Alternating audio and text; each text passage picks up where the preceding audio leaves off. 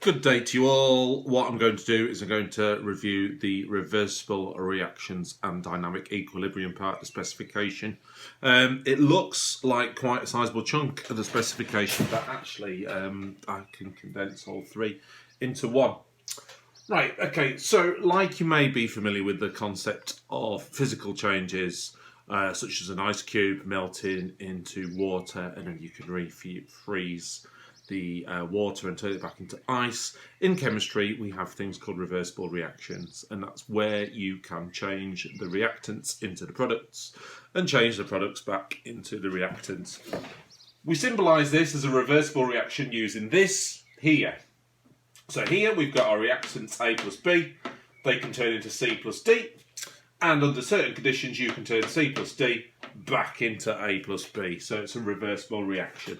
Let's have a look at some examples. So if we've got ammonium chloride and we heat that up, that turns into ammonia and hydrogen chloride. Okay.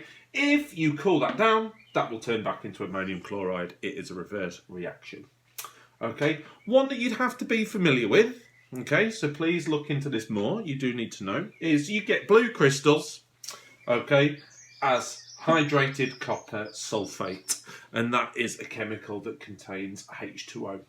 If you place that under a Bunsen burner in an evaporating basin, okay, you end up making anhydrous copper sulfate, which are white crystals, and the water separates out.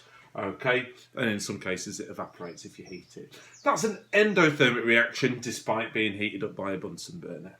Okay, if you then get a pipette with your anhydrous copper sulfate crystals and you add the water back in and you squeeze that onto your white crystals, you get an exothermic reaction which turns them back into blue crystals. So blue crystals, heat it up with a Bunsen burner, they turn white, pipette some water back in and it'll go back to blue again.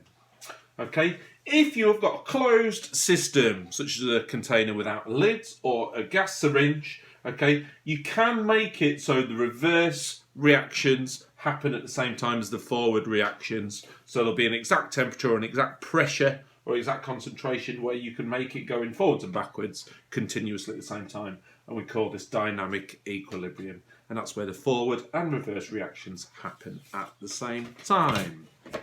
Cheers.